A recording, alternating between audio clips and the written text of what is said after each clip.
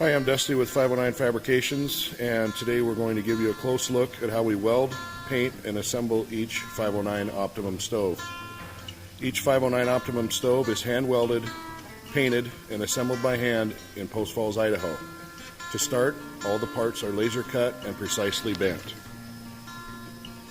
Here are some of the parts that we have cut and bent, lid parts, all the different parts that fit together.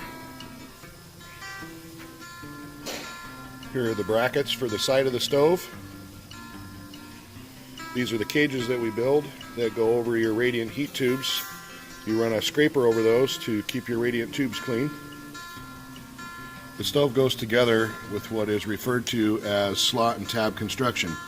You can see there where the two pieces of metal come together, and right there where one is filled. Here's an example where the firebox sits in the bottom of the stove.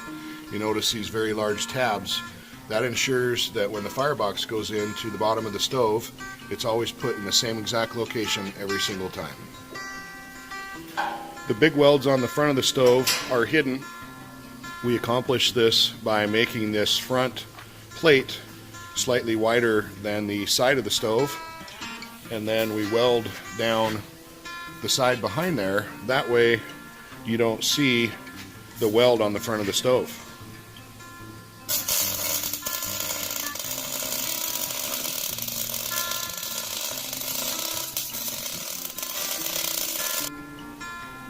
This is one of our assembly areas. We have a stove sitting here that's just about finished.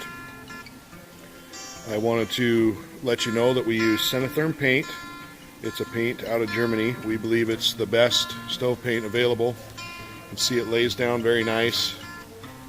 Sorry about the shadows here. It lays down very nice on the stove, nice and flat, and there's very little burn off or smell when you go to fire your stove off for the first time. This is a stainless steel model.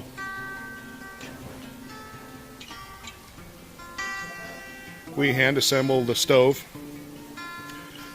The brackets that hold the upper motor on, held on with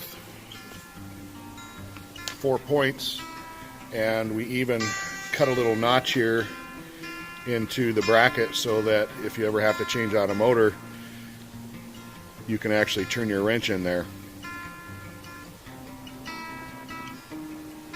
Then here is your lower combustion blower. It's where your exhaust comes out.